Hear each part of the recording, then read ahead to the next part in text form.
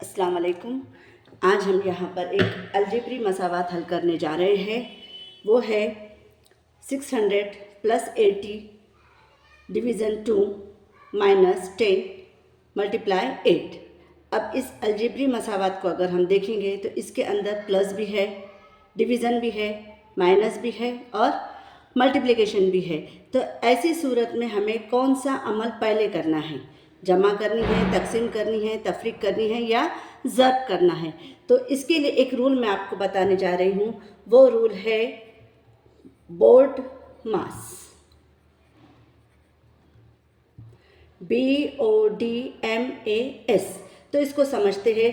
B का मतलब होता है ब्रैकेट यानी कॉस, O का मतलब होता है ऑफ, D का मतलब होता है डिवीज़न, M का मतलब होता है मल्टीप्लिकेशन, A का मतलब होता है एडिशन और S का मतलब होता है सब्ट्रैक्शन।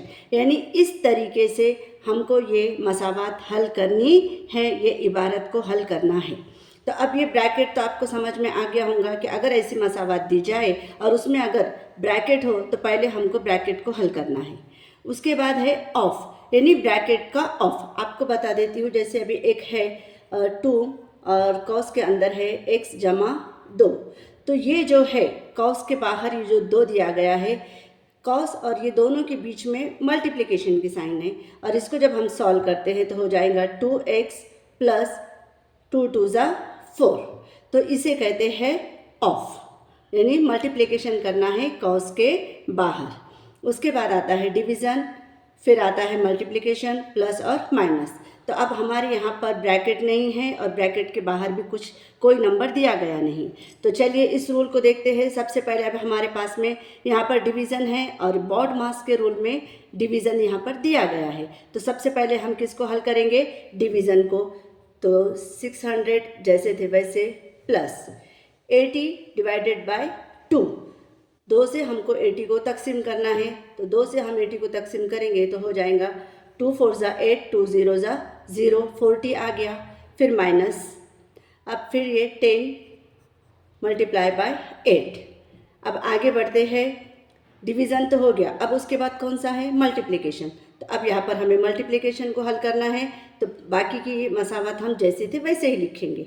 600 + 40 माइनस, अब 10 को 8 से मल्टीप्लाई करेंगे तो हो जाएगा 10 8 = 80। तो हमारा डिवीज़न हो गया, मल्टीप्लिकेशन हो गया। अब उसके बाद आता है प्लस।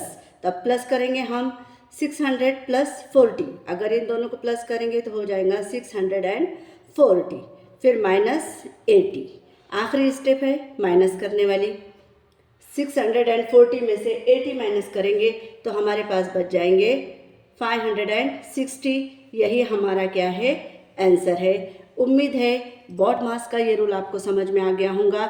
इस नाम को अच्छी तरह से याद कर ले तो ये सीक्वेंस हमारी कभी भी गलत नहीं होंगी और सीक्वेंस गलत नहीं होंगी तो हमारा जवाब भी गलत नहीं होगा। अस्सलाम वालेकुम।